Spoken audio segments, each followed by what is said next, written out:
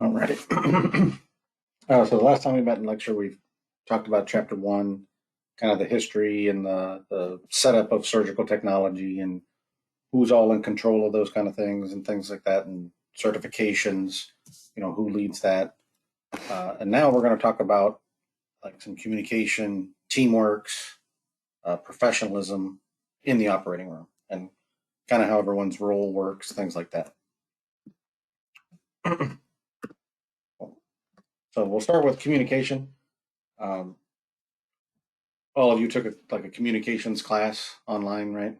Um, Not from what I hear, not the easiest class, right? A lot of heavy paper writing, all this kind of stuff.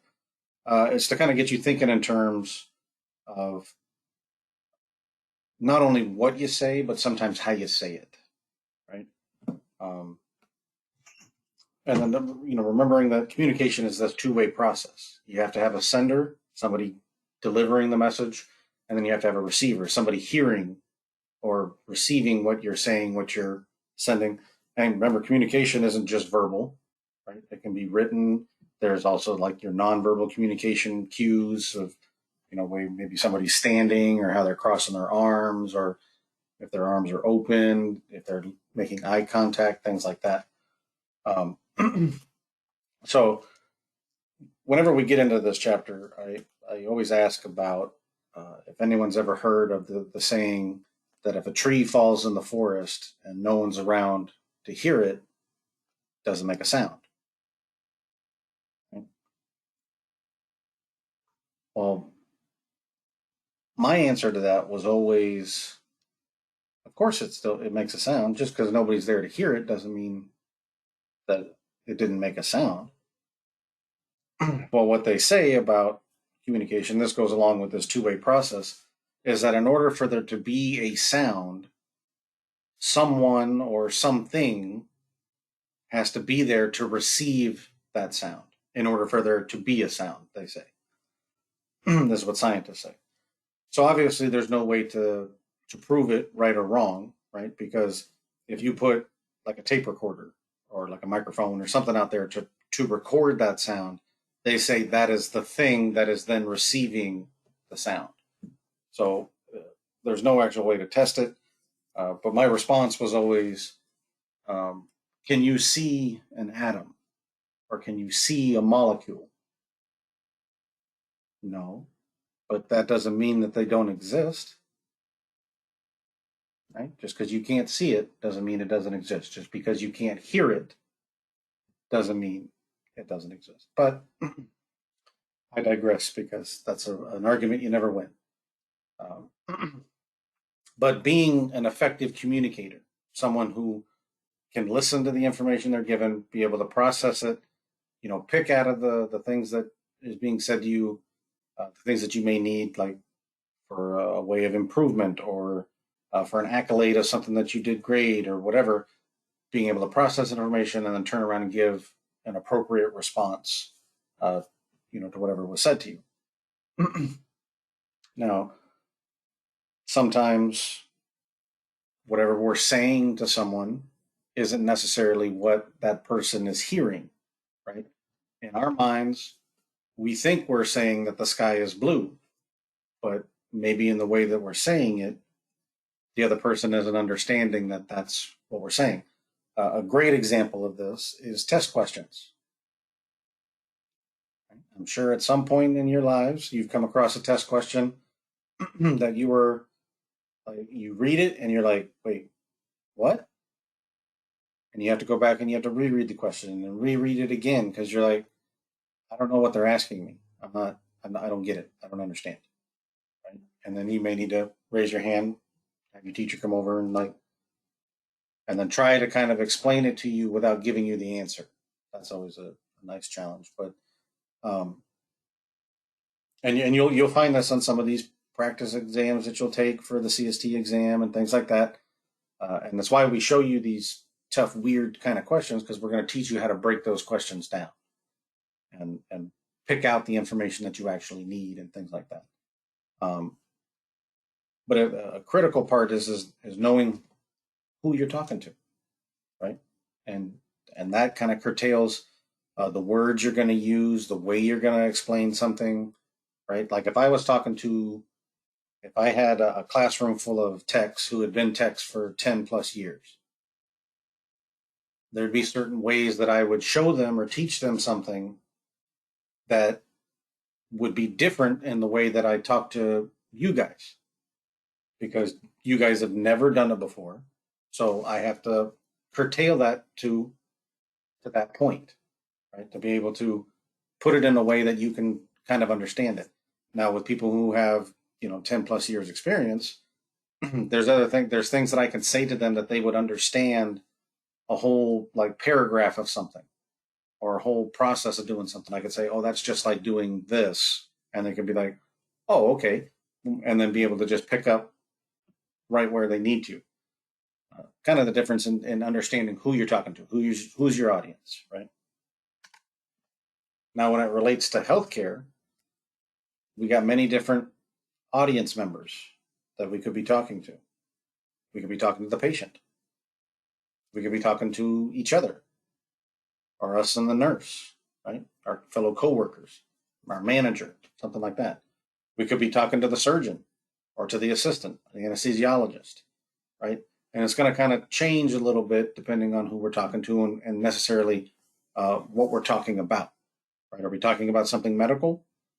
Then when we're talking to a doctor, we might be able to use, different terms and things like that that they would understand better than we would if, say, we were talking to like the housekeeper or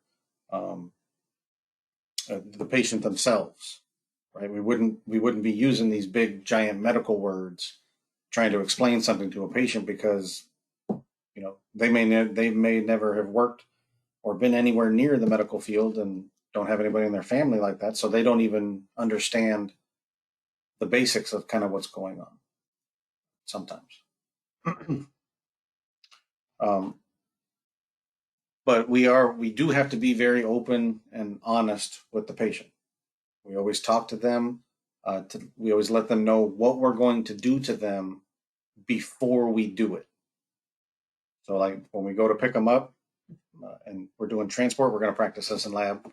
Um, you have to, address, knock before you enter the patient's room, just as a respect kind of thing, right? Would you come barging into anybody's room, like at home, kind of thing, without maybe knocking first?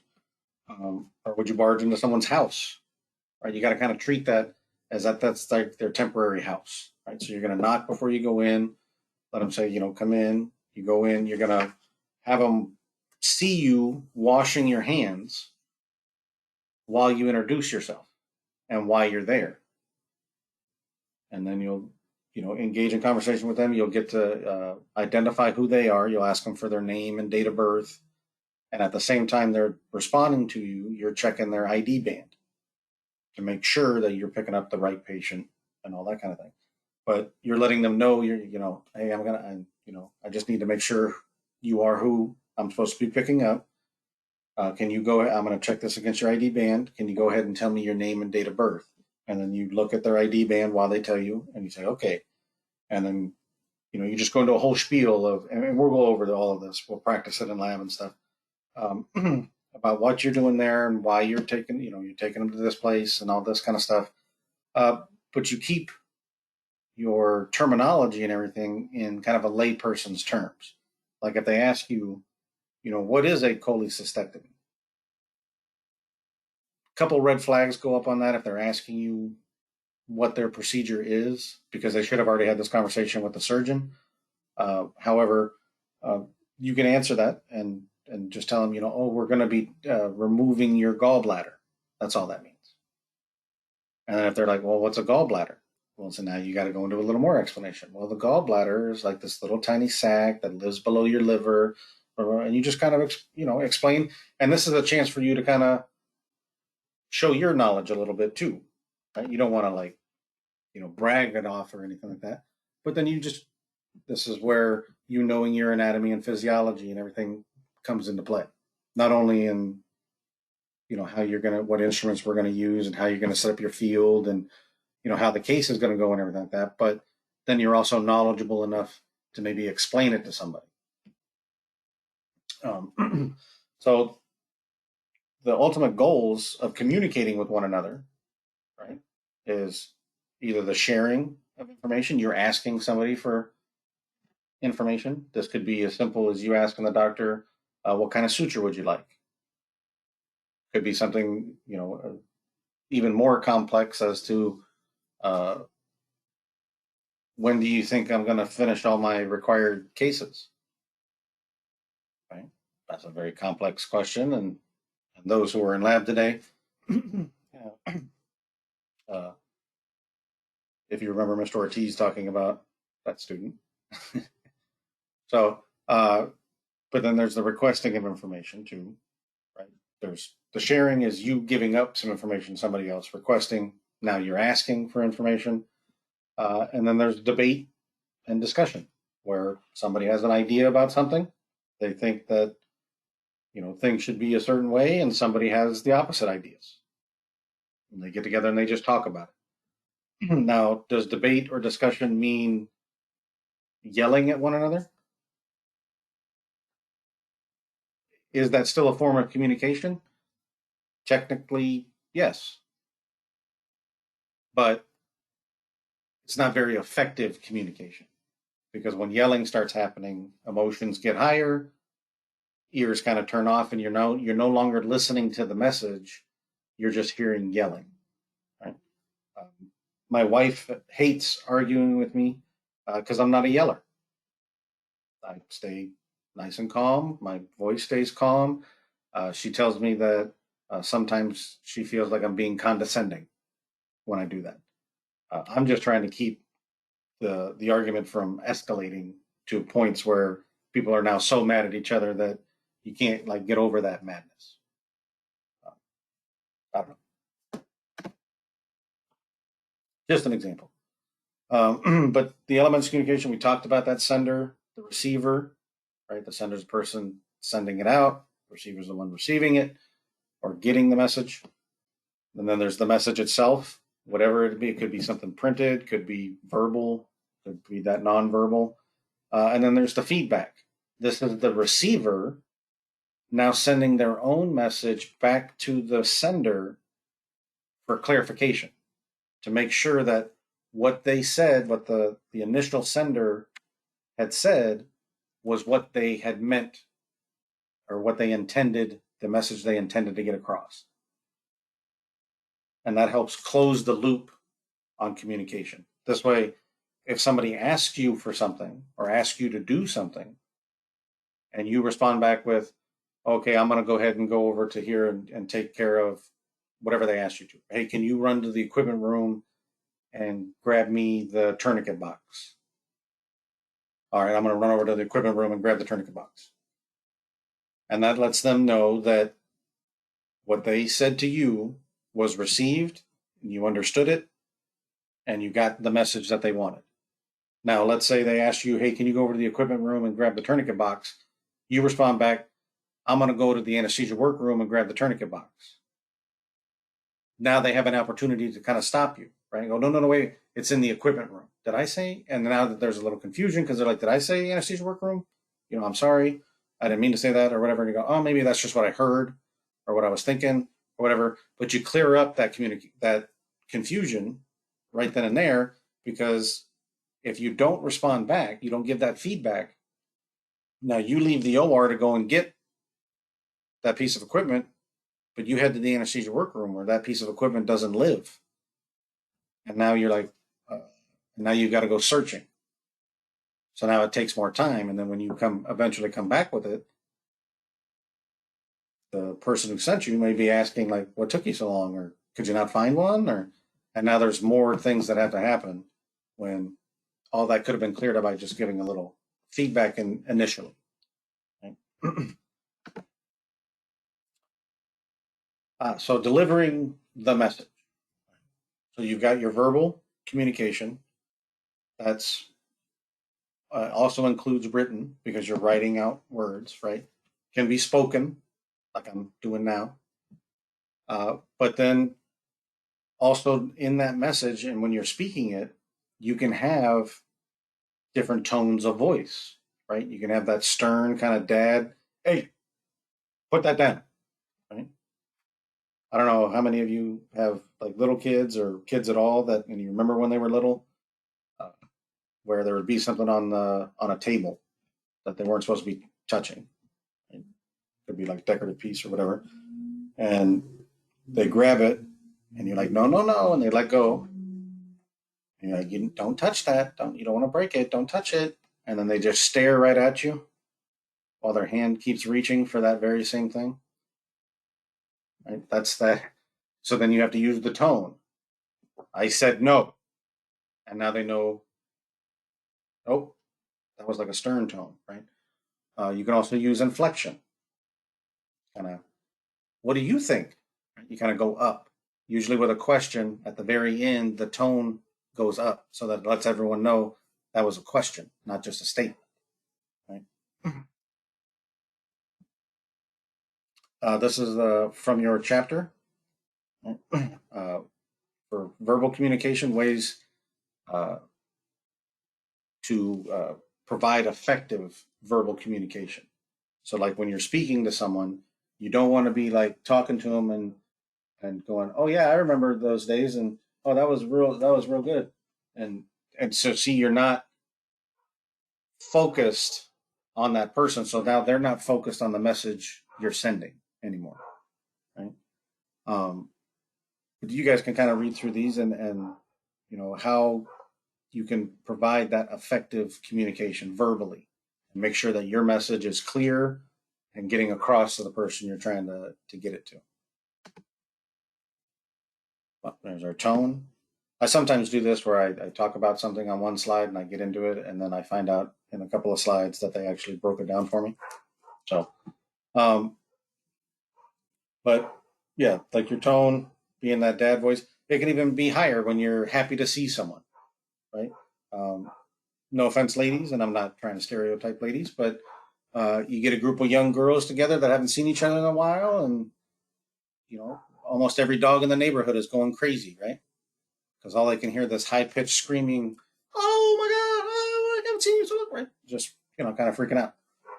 Hopefully, there are a lot of you laughing right now because I know I'm funny, and that was funny. But then there's nonverbal communication, right? Your body language speaks volumes, right? If you're happy to see someone, you're like, "Oh hey," and everything kind of brightens up, and you open up. Your hands kind of go down to your sides. You're relaxed. Everything's fine. If you get across, you're around someone who's uh, kind of a creep, or they kind of you feel like a bad vibe off of them, right? You're like, I'm not sure about this person. You're a little more closed off. Your hands tend to like come together. You want to cover, your vital area, right? Any vital organs, your hands will cross, or you'll keep distance, things like that. And that's that body language. You can even, in the OR, sometimes it's a little harder to read body language and facial expressions because we have that mask on, right?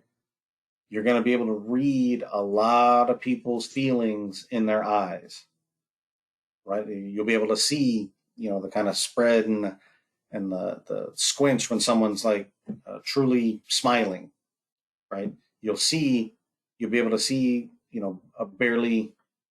just a barely kind of squinch on the sides when it's kind of a fake smile or kind of one of those, lip curl kind of, I hate you. You really start to be able to read people's eyes in the OR and uh, what feeling or uh, message they're trying to get across to you. Right? But other examples of nonverbal communication, it's not just us trying to close ourselves off or anything like that, but can be also caring and helpful to a patient. Right? Touch is you want to get someone's attention. And their back is to you. You tap them on the shoulder, right? Oh, like turn around, right? You didn't have to say anything, and they didn't even see you. But then along with that goes a therapeutic touch. So an example of this is when patients, when they come into the operating room, they're scared. They're scared of the unknown. They're scared of not waking up. They're scared of being disfigured, not seeing their loved ones anymore. It just like a real mortality comes across you when you're coming into the operating room. And you're putting your life in the hands of, you know, 4 people in the room. So, you get a little emotional, right? People can start to cry, and if we just come over and we can hold their hand, or stroke the back of their hand and just talk to them and let them know that everything's going to be okay. They're in good hands. We're going to take real good care of them. We never guarantee anything. We never guarantee them that they're going to wake up, because what if they don't? That may be a guilt that we have to live with. It could be something that, if we say it in front of their family and now the family hears it and the patient doesn't make it, now they can try but you guaranteed us they were going to make it. You said. But we could just kind of stroke the back of their head, let them know there's someone there for them. That's that therapeutic touch. Making eye contact with who you're talking to. That way they know you're talking to them, right? And then even like silence and stillness, right? Because sometimes you don't know what someone's thinking, right? Are they being silent because they're actually listening to what you're saying and taking it in and understanding it?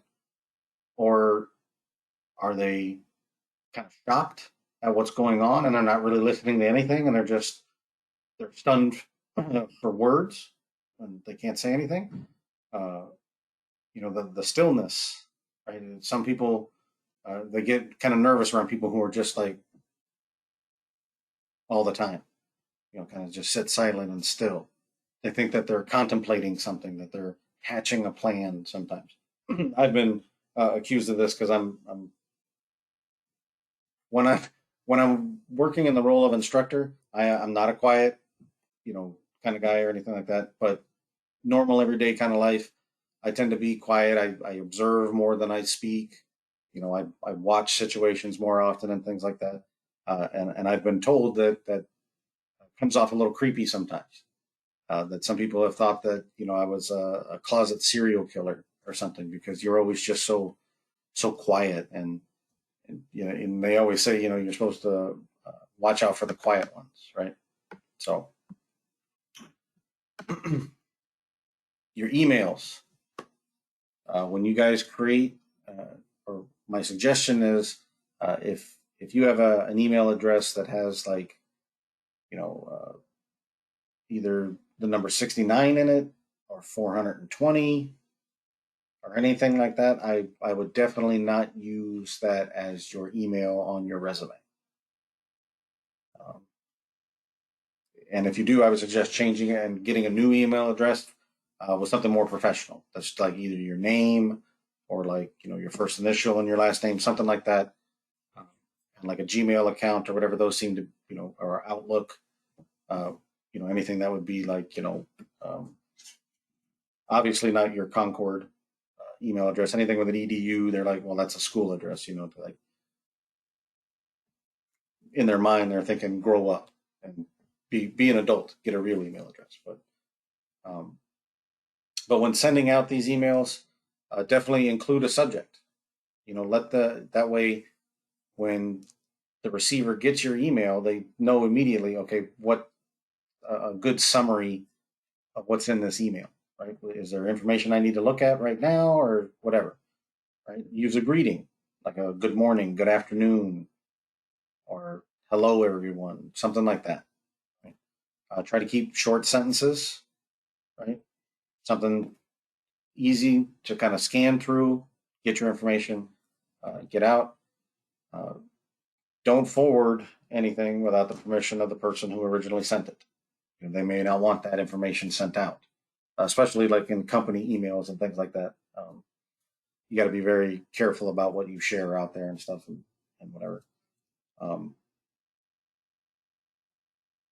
if you have more than 4 people you're sending an email to, create a group. So that way you don't have a bunch of, like, and you guys have seen this. You get an email, you open it up, and you have like this big long paragraph of people that the same email was sent to, and all their email addresses and everything like that. If you create the group, it just has the one little name as the group. So, and then if you have a large attachment you're putting in, uh, compress it or put it in a zip file is what that means. So you'd have to put it in a zip file that compresses all that down, and then you can send it um, easier over email. I had to do that when I was trying to send out the videos for medical terminology to previous classes, until I found an email that you could actually send them through without having to compress them. Avoid putting anything unnecessary as an attachment, right? Like if you're sending, an Excel spreadsheet or something like that to somebody, don't include like a flyer with, unless they're, they need the flyer or something like that. Um, Somebody might be able to help me with this because I don't know what flaming is.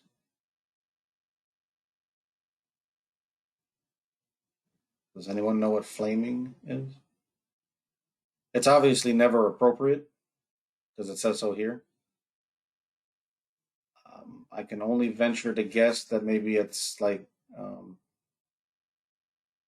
either like sending chain emails, or like sending out an email to everyone talking about like a mistake somebody else made or something. I don't know. Maybe trying to get somebody angry. I'll look it up. How about that? We'll find out what this is yet.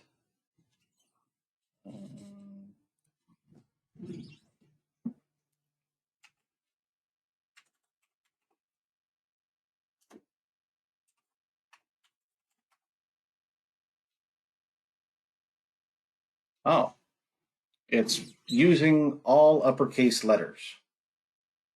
So basically yelling, right? That's what in text message form, if you use all uppercase, it's considered you're yelling at the person. Um, and then an email can be used in the courtroom. So, corporations know all about this. When people go through their trash and get a hold of like old memos and stuff that talk about, doing like illegal things and stuff like that, dumping, or uh, like the cigarette companies, I think, took a big hit once on that, where people had gotten a hold of old memos and studies where they knew that cigarettes had caused cancer and just stayed quiet about it. Definitely spell check. This SMS, this is ah, for emphasis to express annoyance, is flaming. That's why you would capitalize everything. This is that text message, right? So you don't use text message speak. So like instead of like you would put you are in a text message. Don't do that in the email, especially professional emails. Right? And then your name and contact information. Usually in those emails, you can set up like a little signature piece down at the bottom that every email you send out, it automatically puts it on the end for you. That brings us into cultural competence. Cultural competence just means that you're aware of people of different cultures and their subcultures within that population, and kind of some of their uh, uh, what's it called, like the way that they do things, right? Like for certain cultures, uh, if the patient is female, and it's our practice in the healthcare industry that when we come in to talk to the patient, we talk directly to the patient. But in some cultures, if that patient happens to be female and you're male, you aren't allowed to talk to that female. So you have to talk to the male figure in their life, like the husband or the father or something like that. And then whatever you're explaining to them, they'll turn and explain to the female or to the patient.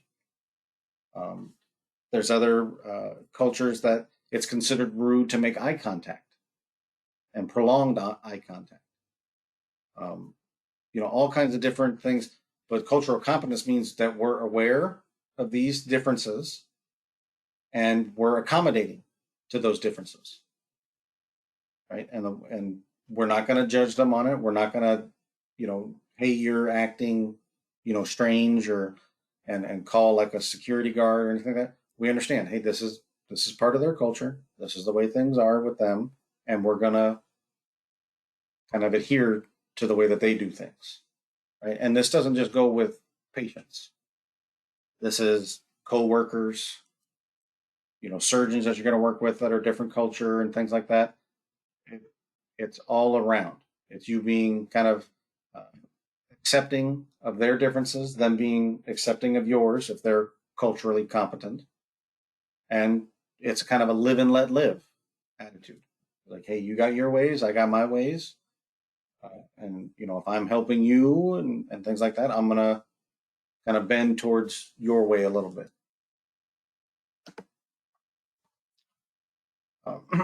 So being a good communicator. So this is the person sending out that message, right? And receiving. So that's what communication is. It's both, right? All together. So to be effective at all of that and be considered a good communicator is you have to have really good listening skills, right? You have to be able to keep eye contact with the person who's speaking to you and listen to what they're saying to you and be able to process what's being said and give that feedback, right? Um, assertiveness. Does anyone know what assertiveness means?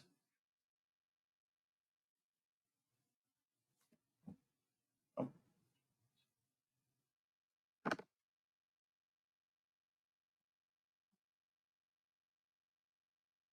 we'll say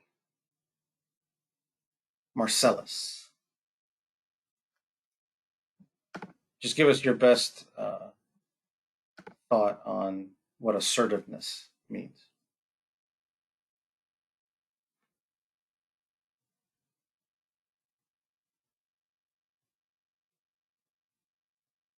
Somebody?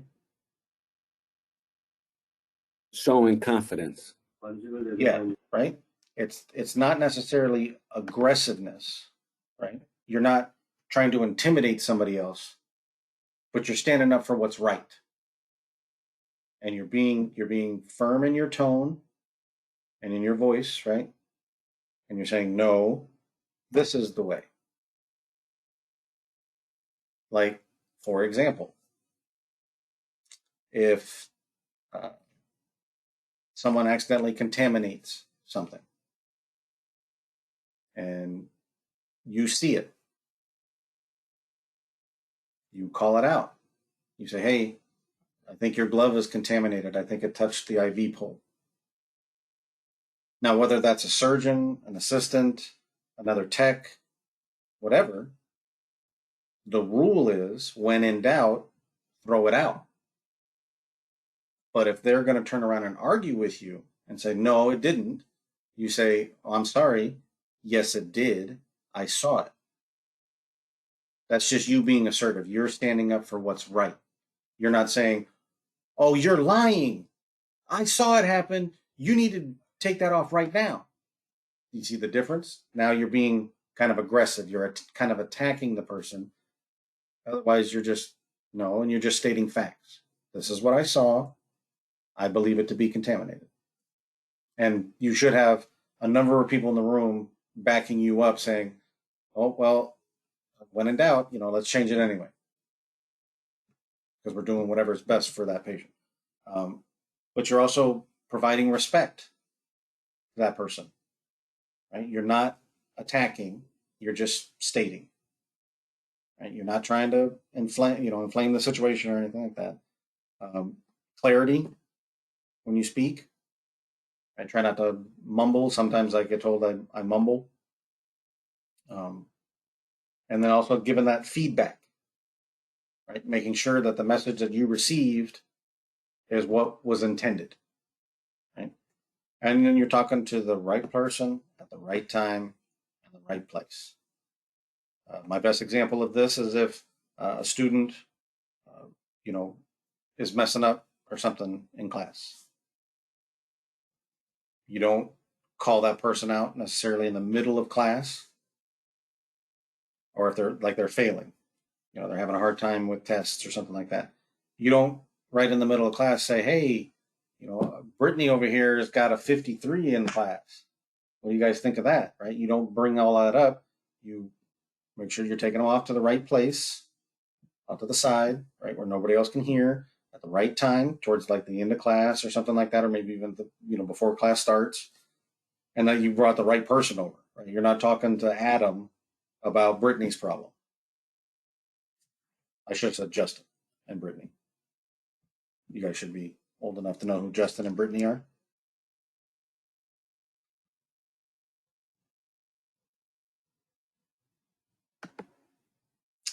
Some barriers to communication, perceptions, right?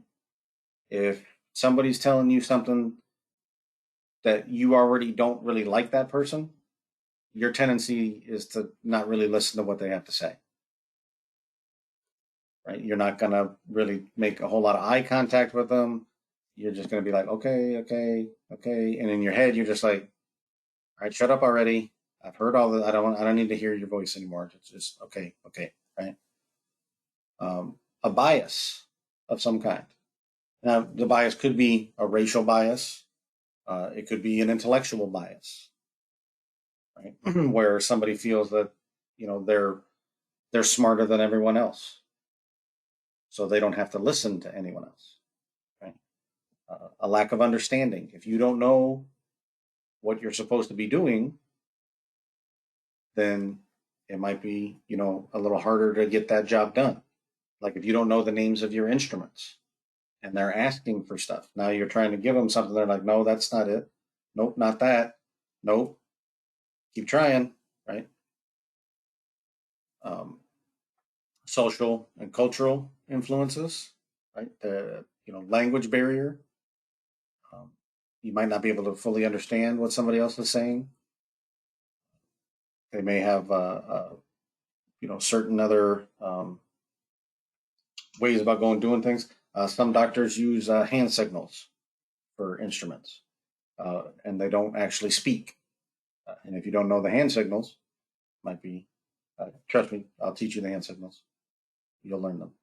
Um, Emotions, definitely a huge barrier, right? If your emotions are too elevated and you're too riled up about something, you're more than likely not listening to anything that's being said to you, or even being shown to you. Um, Environmental barriers. Is there a wall between us? Right? Is there music in the room playing too loud and you can't hear?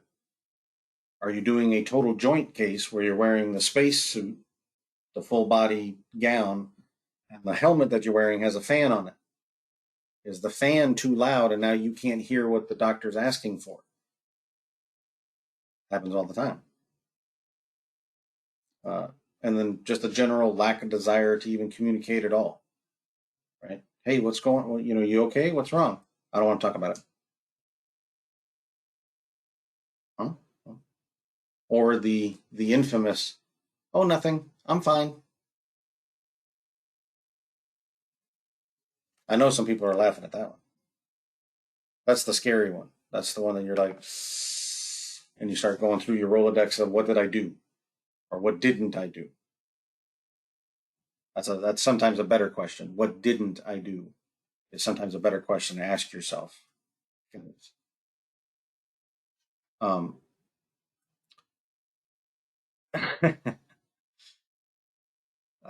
Professional communication skills, right? This is you talking to the doctors, talking to the patients, right? Using that kind of professional language, and knowing your audience, what to say, and how to explain something to a patient versus a doctor, things like that. Um, we as techs are rarely involved in going and talking to the patient post-op. We may be there. We may be there for pre-op and like picking them up and that kind of thing. But post-op, we've got to take care of our dirty instruments and help clean the room and set up for the next case and stuff. So we've got other things to do. It's usually the doctor that goes out and talks with like the patient's family and things like that, lets them know how the case went, and definitely talks to them if something goes wrong and maybe the patient dies or there was like a complication and they had to go to the ICU or something like that. But the ways to kind of develop these skills is, maintain kind of your social boundaries, right? As a student, your social boundary is you don't interact outside of those OR departments you're assigned to with any of the staff whatsoever. You don't have their cell phone numbers. You don't have their Instagram accounts or Facebook or Twitter. None of that, because there's too much that can be construed as potential favoritism versus another student or something like that.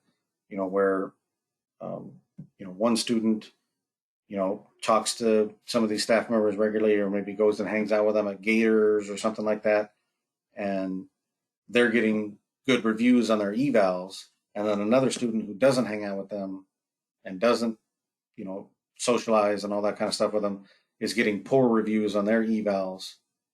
Now, is it because one hangs out and is friendly and the other one doesn't, or is there an actual discrepancy in ability? So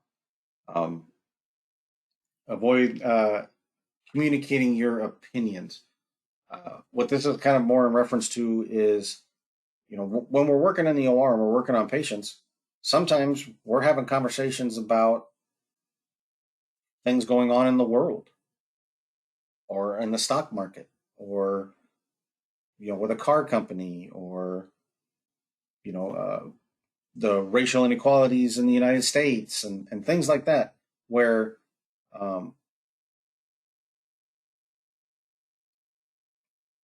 there was a question asked that wanted to know if these social boundaries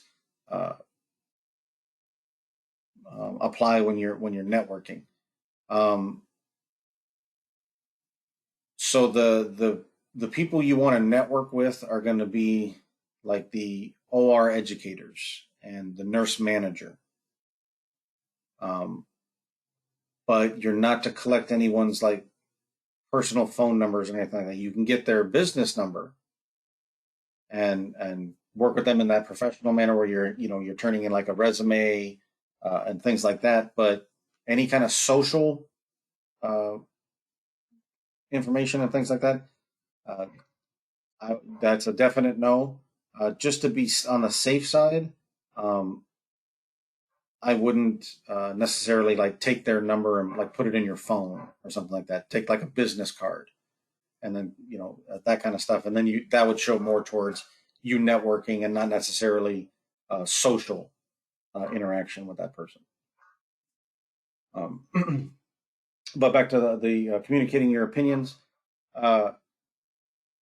My suggestion is to stay out of any conversations that regard religion, politics, or race. Those three topics right there are going to be your most volatile topics to get involved with. And sometimes they're going to turn to you and ask you, what do you think about this? Or have you ever experienced something or this or that or whatever? You just go to the default, hey, look, I'm just trying to focus on learning this. Like, I don't have time to be thinking about all that other stuff.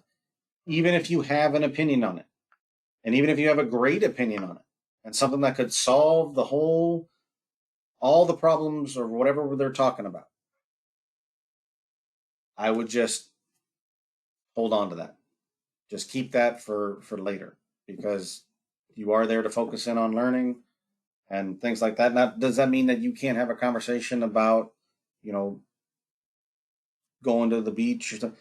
yes, you can still converse and things like that, but just try to avoid giving your opinion on anything because you can run into a lot of problems that way. Um, Maintain like professional dress, right? Obviously, we're all going to be mostly in scrubs. When you come into work, you're going to, I mean, a lot of people come in jeans and a t-shirt or, workout clothes because they just, they went to the gym before work or, some people come in dressed like, super nice. You'll see the surgeons coming in like that. They'll be in like suits and things like that because they're just coming from their office where, they were meeting with patients and stuff like that. So, um, but as far as the staff, you're just coming in your regular clothes because you're going to change out of those into scrubs anyway. Um, Remember to keep your cultural competence and using language that's appropriate to who you're talking to, and then try to find like a role model, somebody that you want to try and emulate, someone you want to try and be like. You see somebody, you're like, wow, I really like the cut of that person's jib. That's a super old saying. It's older than I am, believe it or not. If you like the cut of somebody's jib, it means you like how they're dressed, how they carry themselves, kind of thing, right? So try to find somebody like that you want to model yourself after, and you're never going to be that person, and they'll never be you, but you want to try and be as much like them as possible. Some stressors in the OR. You could be doing a life or death kind of case. Right? The patient's life is on the line, kind of deal. You could be working with a surgeon that you don't really like, or is not a very good surgeon. Somebody who could be, just they could be a great surgeon, but they're kind of oh, what's the word I'm looking for? Starts with an A, ends with a hole. Uh, Dr. Gomez. Um, Thank you, Courtney. And that happens, right? Surgeons are people. They're human beings, just like all of us. They put their uh, pants on one leg at a time. Uh, some people can put them on two legs at a time, but it's not recommended, especially when you first get up in the morning. There's a lot of potential for you to like fall and hit your head. You don't try that. Um, but it's your ability to kind of and these stressors is how we cope with them and how we deal with them. Um, you want to just be able to. Ultimately, what you want to be is like a duck and let that water just roll right off you. Right? Just nothing sticks to me. You're like, okay, you're still taking the message that you're getting or whatever, but you're not uh, letting it get to you in here. Right? You're letting yourself change and improve based on what they've said, but you're not going to let it kill you. But stressors can wipe your mind, especially as a student. But this is the reason we bring Ortiz in. He's a big guy. He's kind of intimidating, right? He's loud. He's boisterous. When he's excited, he's excited. When he's upset, he's upset. He gets even louder, right? So use this opportunity in the lab when he comes in to feel that stress, that nervousness that you get in your stomach, right? Get used to it. Get not used to it, but get to know it and know what that feeling is, so then you can start dealing with it, and you can be like, okay, I know what this is. This is just me being nervous that he's in here, and then it'll transition when you get out into clinical. You'll be like, there's that same feeling, but Ortiz isn't around. Wait, I'm just nervous because this is day one. I'm just nervous because it's day two. And then you start to talk to yourself internally and say like, hey, I know how to set up. I know my aseptic technique. I know how to gown and glove myself. I know all my basics. I'm good. I have a preceptor here who's going to be a guide for me. I have a safety net. I'm okay. Verbal abuse. This leads into like Dr. Gomez, right? Um, but it can be vulgar, right? They could be hitting on you. I've had surgeons do that. I've had a plastic surgeon I worked with in Reno that any female tech who scrubbed with him, his very first question to them was, "Are you married?" And it didn't matter what your response was. If it was a yes, he was like, "Do you want to be much longer?" If it was no, would you like to be?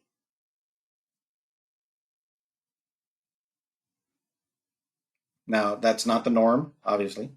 That's one surgeon out of like probably 700 I've worked with, but creepers are out there. Um, Violence of any kind, right? Demeaning somebody else, especially out in public, right? And this happens in the OR. Loud, being abrasive. Uh, Cursing is not allowed. Are you going to hear it? Yes. Are the surgeons going to use it? Yes. If we do, our job is on the line. Since surgeons are technically self employed, nobody's really going to fire them. They may send them to like some anger management classes or something, but it's kind of a slap on the wrist for them, whereas we could potentially get fired. Um, it's not to say don't stand up for yourself. If a surgeon is yelling at you and telling you off and all this and everything, and whatever happened wasn't your fault, and you didn't do anything wrong, assertively stand up for yourself.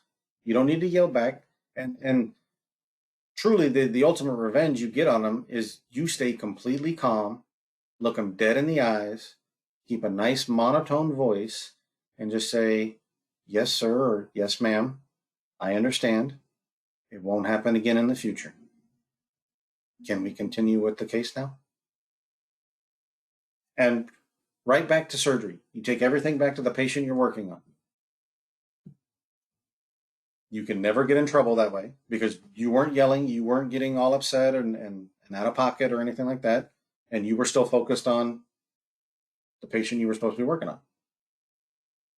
The surgeon is the one who just kind of freaked out and started using foul language and all this other stuff. But the minute that you do, now you're subject to a lot more scrutiny from your managers and supervisors and things like that. So, um, I know it's not easy. I know it's not easy to just in regular conversation too. No, yeah, I would avoid using curse words in the OR at all. It would just kind of go. It would speak towards professionalism more than anything else. Um, Now, that's not to say that's not to say that every once in a while, I'm like, oh, like you hear something like, oh shit, like, dang that. But it's not something you don't want to be like, dropping f bombs, mfers, you know, a hole, yeah, uh, bi words, things like that. You want to definitely the c word. The c word is a no no anywhere you go. Um, um, yeah, I would avoid it. Um, and then of course there's you know sexual remarks, innuendos, things like that. Uh, Obviously should be reported immediately. There's a zero tolerance policy uh, pretty much at every business you work at. I would think across the country, every place I've ever been, they say it's zero tolerance for any kind of sexual harassment. It's one, you're done. Uh, Whether that be male to female, female to female, male to male, female to male, whatever way it's going, that should be reported immediately. Um, have I ever been a victim of sexual assault? Yes, once. had a female surgeon once when I was scrubbing at the sink, uh, walked past me and smacked me on my behind, and just to say hi and hey, how's it going? Um, but I definitely felt very uncomfortable by it. I was like, whoa, like what just happened?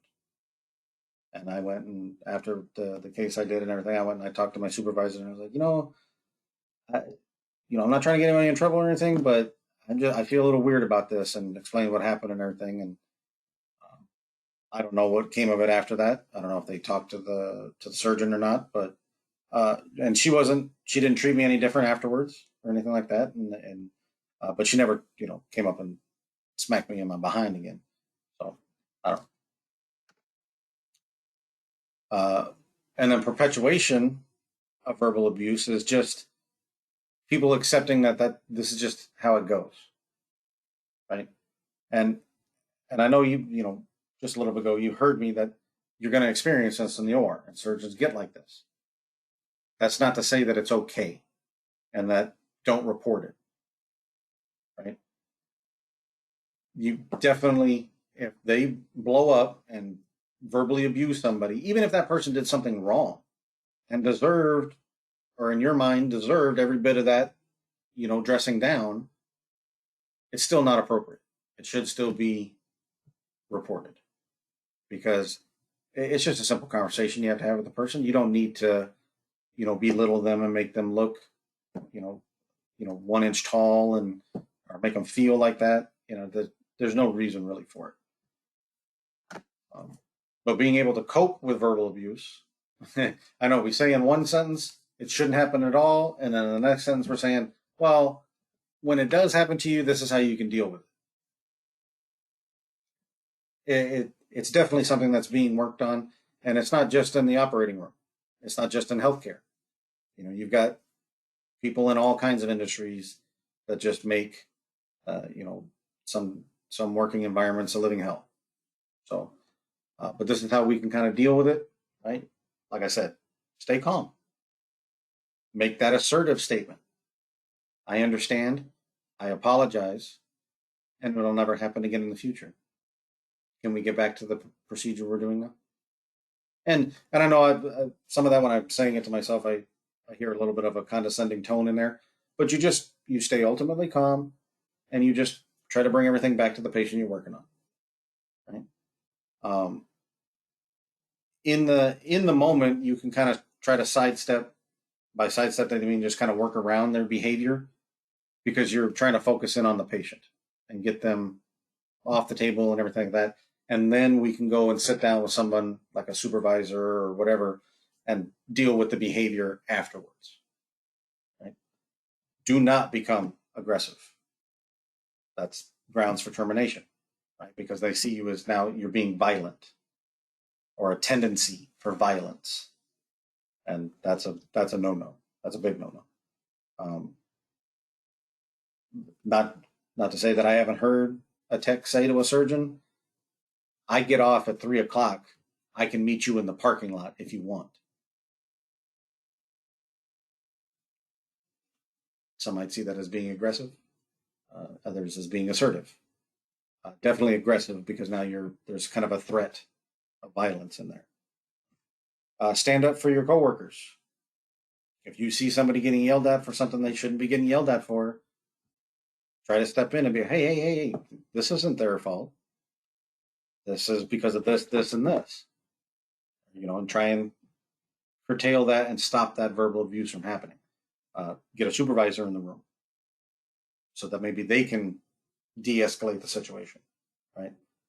Uh, and then challenge if there's a director and a manager and there's all this verbal abuse going on from either staff to staff or surgeons to staff, things like that, and they're not doing it, you bring it to their attention, and they don't do anything about it. Now you're following your chain of command, and you're going to move up above them. You take it to your supervisor first. Nothing happens. Then you take it to the manager. Nothing happens. You take it to the director. Nothing happens. You take it above the director. And that's usually like the CEO and things like that. And you let them know what's happening in the operating room. And if none of them want to do anything about it, that's when news media gets involved. You take it to the news and you say, look, okay, I tried it your guys' way. I went through your chain, and you want to allow this to continue and this to be a culture here, then we need to shine a light on this place. And usually what's happening is you're gonna have a very high turnover of staff, which means somebody's gonna work there for like 6 months, quit and go find somewhere else to work. And you constantly got new people in all the time because you can't keep anybody because it's a nightmare to work there. Right? Uh, this, when these abuses are happening, whether it be sexual assault or sexual harassment, verbal abuse, all this stuff, a lot of people are afraid that if they go and say something, that they're going to get fired, that they're going to lose their job, or they're going to be looked at, like in a bad light and like ostracized and stuff like that. But that's the bad culture we've gotten into, and the only way to change that is to document, report every case that happens, so that those people who are committing these abuses and these harassments and things like that will start to learn that nothing's sliding anymore. We're not letting anything go anymore.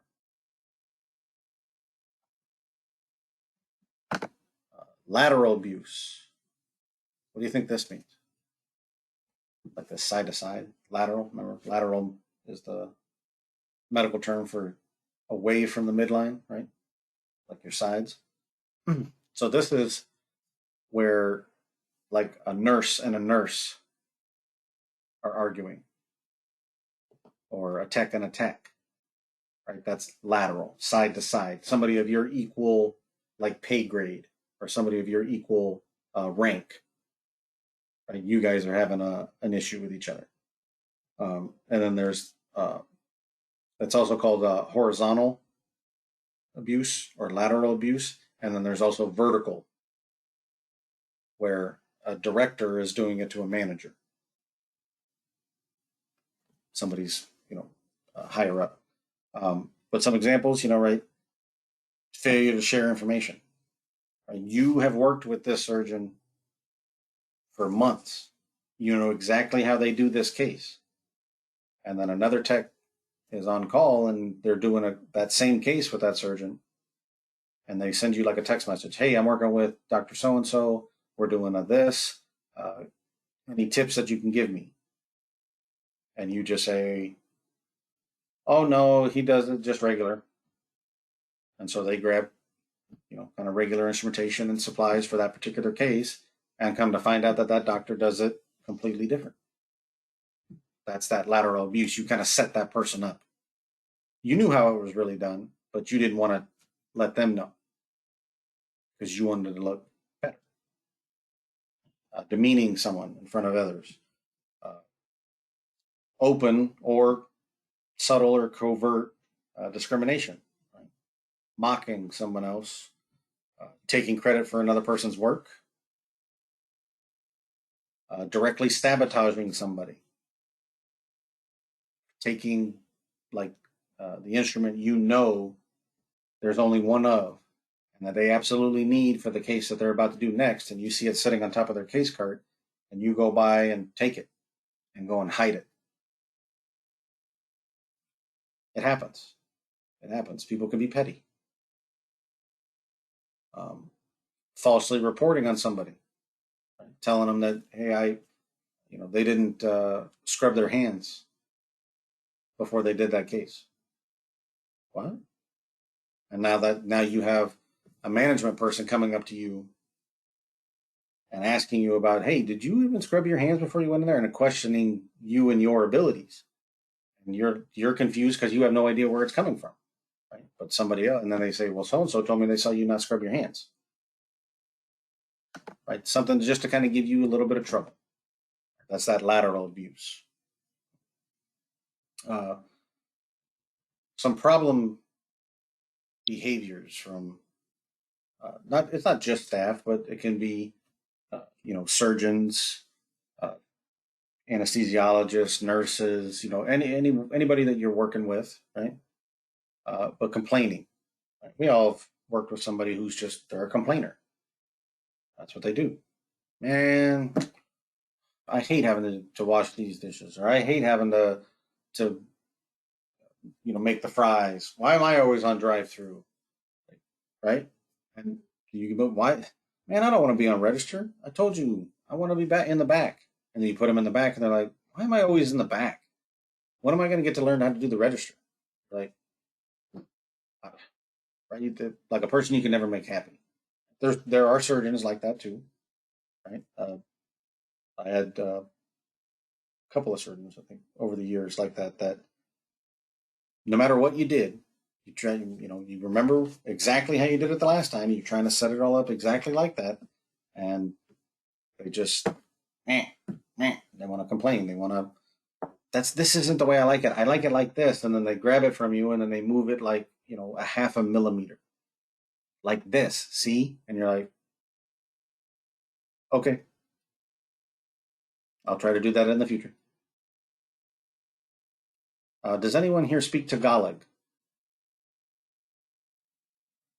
It's the official language of the Philippines.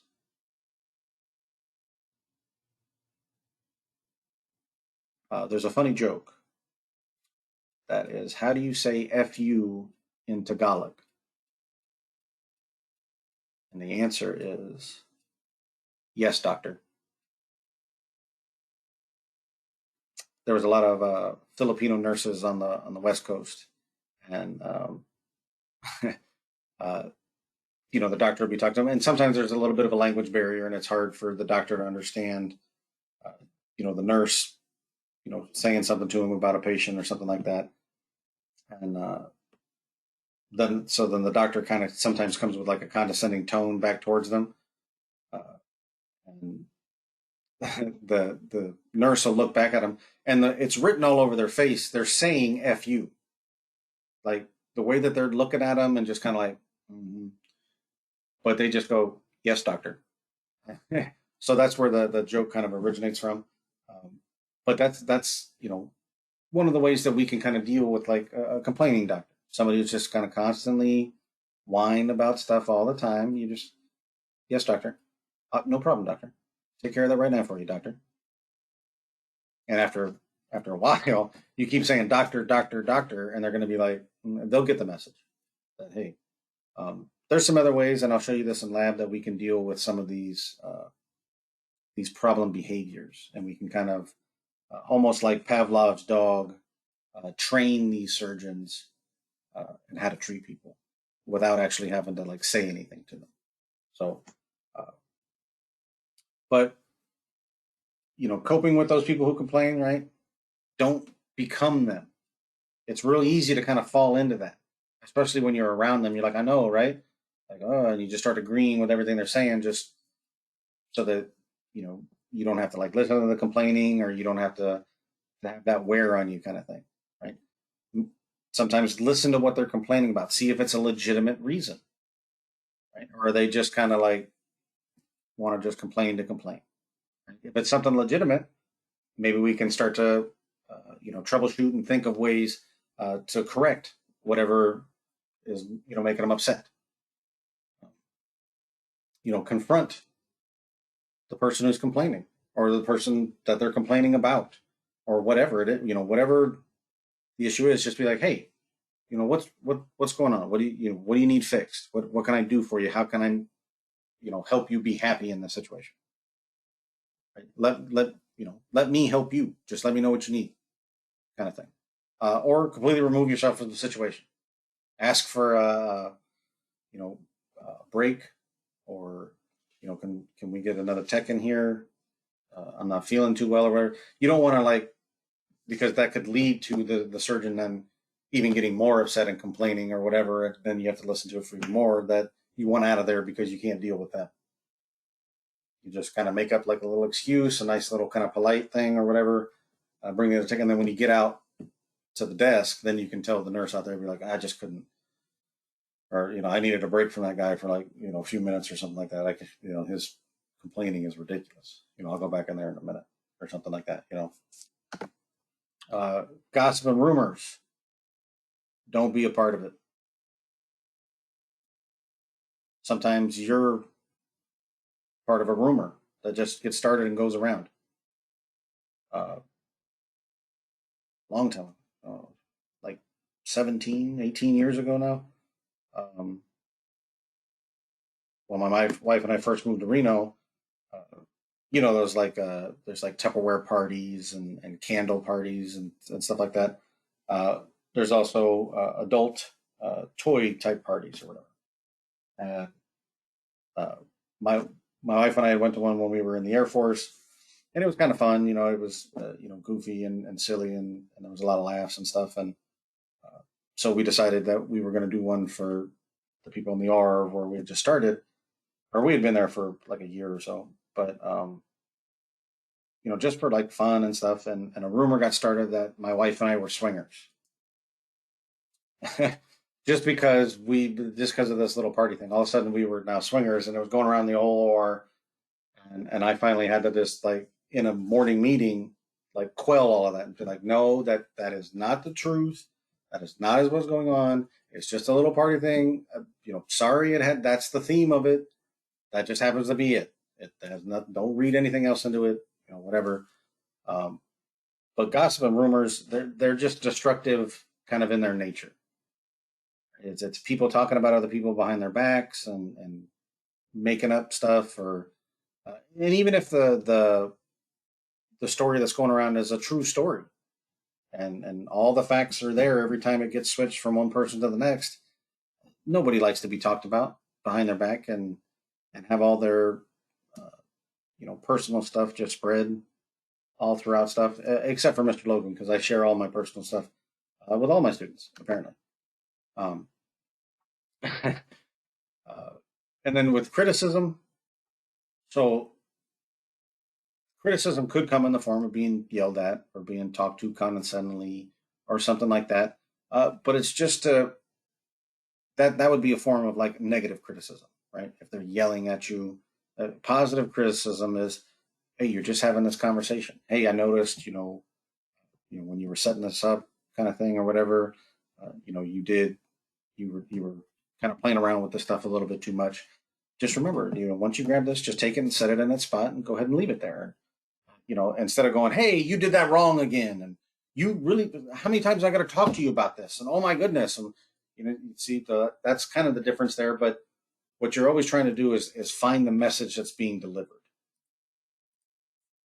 Find that message and then work with that message. And that's what's going to help you, like coping with this criticism, is find out what exactly it is that they're criticizing. What are they telling you that you can either do better or that you did really, really well? Whatever it is, just find that little thing and then either use it to improve or use it to maintain. Right? If you're doing something really good, say, okay, however, the way that I did that was really, really good. So I'm going to do it that way from now on. Sexual harassment, I think we talked about this enough. That's an absolute no, no. And if it ever happens to any one of you, you report that immediately to the charge nurse, and then you call us, whether it's Ortiz, Miss Kimbleton, or myself. You can even like throw a text message that puts all three of us in it and say, "Hey, look," and explain the whole story of this is what happened, this is what's going on, this is who I've already talked to, and everything, so that when they call us, we're already aware of the situation, and then now we're not trying to play catch up. Um, Teamwork. Finally, we made it to teamwork. Got out of communication. Uh, Different kinds of teams, right? You have, you know, maybe some sports teams, right? You're coming together for that common goal of winning, right? You have uh, think tanks.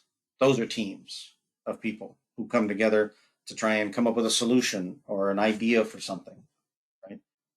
The whole point here is that as a team, we all have one common goal we're working towards, but everybody has their part to play, right? Everybody's got a little piece of that. And when we bring all those pieces together, now we can create the whole, right? We can bring it all together.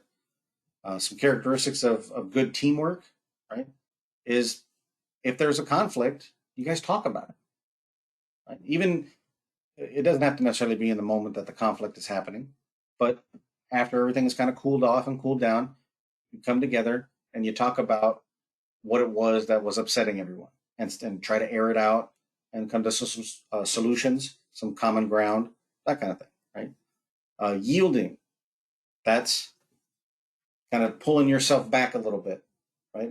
If you're working on something like in the OR, we're working on a patient, and some things are going kind of hectic, it's kind of an emergency or urgent, trying to get a patient on the bed and get him positioned and blah, blah, blah, and you see that you're trying to help the nurse, but she's just moving in and doing stuff and everything like that. You recognize that. You start to feel that kind of vibe that they're just trying to move real quick and you're kind of getting in the way a little bit. So then you just kind of step back and say, okay, I recognize that this is a time that I'm kind of feeling in the way. So let me get out of the way and go and do something else. Change. You have the adaptability. The team is able to change to different situations depending on what's going on, and they can do it efficiently. Right? You're polite with one another. Hi, how's it going? I'm so and so. Oh, excuse me, sir, ma'am. May I have you ask, nicely for your circulator to open things for you. You ask the surgeon, hey, doc, what's going on? How you been? You engage them in a little bit of small talk first, and then you hit them with the question of what kind of suture would you like? Or you want staplers, you want staplers on this, or we're going to do this old school, right? You're just having a nice little conversation, right? And then eventually it brings together a collaboration, and that everybody bringing in their little piece to make the whole. And we're all working together for that common goal. Some examples of team conflicts, right, could be interpersonal. One member on the team just doesn't like another member of the team, but you still got to work together. So you kind of tolerate each other while it happens, right? Could be some conflict between your goals. Right? Ultimately, our goal in the operating room is to perform our surgery on our patient the best of our ability and as efficiently as possible and get them out of the room and healing. But there could be some conflict in there, right? Or another goal after the surgery is over is to have the next patient in the room within 20 minutes. Well, what happens if it doesn't happen? There could be some conflict. The surgeon has something to say about that. Hey, that turnover was 30 minutes. Why was it so long? Could lead to a little bit of conflict, right? Could be some conflicting priorities. Right? You need to go home early. You need to be out by noon. But the case is kind of going over and they don't have anybody to relieve you. You see, where it's the surgeon doesn't have the same priority as you do. You're trying to you have something you need, a doctor's appointment for your child, or you need to pick them up from school and, they're getting out early that day or whatever, and they can't, they're in elementary school. They can't be on their own. So there could be some priority issues, right? Could be some role confusion. Right? You don't know what you're supposed to do in this situation. I'm the surgical tech. These are the things I'm supposed to be doing. Now the patient is coding. What am I supposed to do? What's my job? What's my responsibility? And then conflict resolution. Right? You're trying to work it out. There could be some issues during that resolution period too, because both parties aren't really necessarily finding that middle ground. Right? How do you think this kind of conflict could affect a patient? See what I'm saying? We've now kind of stopped working because we're arguing. Now the patient's sitting under anesthesia longer. They're open. They're more prone to infection. Yes, that's why everything has to go back and be focused back onto that patient. We need to be focused on that patient. And sometimes we lose focus, but we need to be able to bring it back to the patient. Managing teams, right? You can be authoritarian, where this is what I say, this is how it goes, That's it. These are the rules. Follow these rules, or else. Right?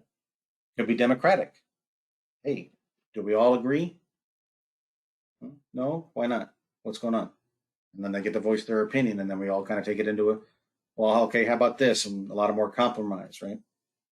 Laissez-faire is just kind of there's no one really in charge. You just kind of there's no real leader in the room. You guys kind of just do whatever as long as we get it all done. Kind of attitude, right? Um, how do you think the style of managing this team is going to affect the patient? Right? Do we want an authoritarian who's like, this is the way it's done. This is the best way. We're going to doing it this way. Do we want the democratic person who's going to kind of take a poll of everyone and be like, okay, let's decide the best way?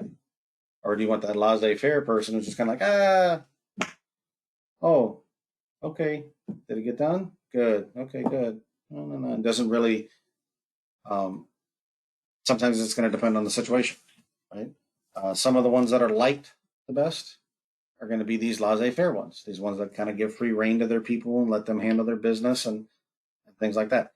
I personally like the laissez-faire one only because I know my job, I know what I'm supposed to be doing, and I'm going to get my work done and taken care of, and I'm going to do it in a timely manner. But that doesn't always work for everyone, right? Because as we've all known in our jobs that we've had in the past, some people are lazier than others. So you give them that laissez-faire, and they're going to go and hide and sit and do nothing as much as they can. So it kind of depends on the people you have on the team, on what kind of leader that team needs. But this is kind of what an effective team leader is going to, do. They'll listen. They set some realistic goals, right? They keep the team focused. They allow everyone, to kind of participate in discussion and input. If you're an authoritarian type leader, you may still do this, but ultimately you're the one who's going to make the decision, and then that's it. They can integrate ideas in. They allow their team members to make mistakes so that they can learn from those mistakes and kind of correct and things like that. Their meetings tend to be, shorter, better planned. They don't really become involved in those department politics, and they're humble and but knowledgeable, right? They don't see themselves as the greatest ever, but they don't see themselves as the absolute worst. The preceptor, right? So these are people you're going to be a surgical tech on staff, but you're going to tutor students and kind of teach them the ways while they're in clinicals and show them, and also to new hires that are new grads and things like that. You'll be a preceptor. It's kind of showing them the ropes of that department and how the protocols work there and stuff like that, and making sure that they can perform as a student, making sure that they perform the job adequately and even exceptionally in some cases, uh, but uh, that they're watching for like patient safety and things like that. Definitely, as a preceptor, you got to be patient. Right? You're dealing with students most often, people who have never done this before, and you can't just be snapping at them and stuff like that when they're not doing something right. Uh, Healthcare professional, right? What is being professional? You have some kind of integrity. Now, integrity was explained to me a long time ago back in the Air Force as doing what is right, even when no one is watching. That's integrity. That's you doing the right thing, even though you're not going to get some kind of reward for it or punishment, even if you didn't do it or anything like that. Even if there's nobody around, you're still doing the right thing because it's the right thing to do. You have a consistency in your character and your behavior. You're not one day super down in the dumps and low, and the next day over energetic, and then the next day just angry at the world, and then the next day you're crying. Like, you're kind of the same person in and out. What you see is what you get, right? You have respect for rules and regulations. Uh, you're going to follow those rules because those rules get put in place for specific reasons. Right? And then you have discretion and tact, right? People can come in and talk to you and tell you things or whatever, and you're not going to go be spreading that around. And then if there's something you want to ask somebody or talk to somebody about, you understand, right person, right place, right time situations. Um, Developing these things, right? Watching somebody who exudes those same uh, qualities, right? Giving that feedback when asked about, hey, how, I was in this kind of situation or whatever, and this is how I handled it. Do you think that was good or something I could have done better or whatever? These are conversations you're having with like your preceptors and with us, the instructors and stuff. And that's why anytime we check you off on something, we want to walk you through it and talk to you about it, or like show you your grade. For those in lab today, there wasn't a whole lot of talking about that because it was whether or not you were dressed properly or not. Did you know the names of all your furniture, right, and what they do? So, and since all of you hit all of those points real well, there wasn't really a whole lot to talk about. But you guys did a great job today. You're picking it up quickly. We're going to keep reviewing it and going back over it. There'll be times that I just randomly point at something. What's that? What's this called? What's this? What sits on here? Whatever. And that's how we'll just keep it fresh in your minds. And then you always have like this positive kind of attitude, positive behavior, right? You focus in on that and being positive, then some of this other stuff will start to already fall in place. Right? That respect for rules and the being, having discretion and tact and things like that. In the healthcare field, some personal attributes that if you already have or that you might want to develop or something like that that'll help you be successful is care and empathy, because that's ultimately the field you're going into. Being organized, having organizational skills, being able to group things into their spots quickly, that stuff like that. That manual dexterity, being able to like grip and pick up things and pass stuff and uh, move your hands and things like that with efficiency. Being able to solve problems quickly on the spot, being able to troubleshoot. Hey, this is not functioning properly. What can I do to help get it functioning? Um, your perspective, and perspective not necessarily meaning your own perspective, but being able to see things from other people's point of view and understanding maybe some of the same feelings that they're having on their side of things. And that's why in lab we'll have you guys rotate through all the different roles so that you can see that person's point of view in any given situation. And then being dedicated, right? Showing up every day. That's for school. That's attendance. Being there each and every day. Now I understand there's circumstances where you can't be, but it's that commitment to doing so, like wanting to be there every day. And then the last slide here, because the very last slide is our favorite slide, the question slide. Preparing for employment, right? These are things that we're going to have you guys doing. You'll be developing your resume, stuff like that, so that you have it with you when you're at clinicals. Talking with your potential employers, setting up your references. Doing your application, getting ready for the interview. We have our our graduation employment specialist. She has a whole thing for all of this. She will be coming in and talking to you guys, and she'll also be going over your resumes and making sure they're on point and ready to go. And then sending in either like a thank you note for the interview or the opportunity or something like that, and then sending in a letter that either accepts or declines a position that was offered to you. These are all nice things, and then that just leaves that door open for in the future. If you ever want to try and go back there or get a job there later or something like that, they're more prone to take you back because you were nice when you left. You didn't go like, F you, F you, F you, you're cool, F you, I'm out.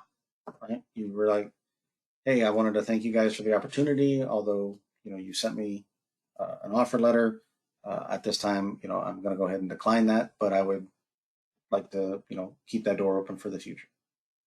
something like that. We made it. We're just 2 minutes over. I'm sorry. I got to talking about other stuff I shouldn't have been doing. Does anybody have any questions? This is all just kind of like, basic stuff, kind of, right? Um, being professional, communicating with one another, all that kind of stuff. Um, let's see, we have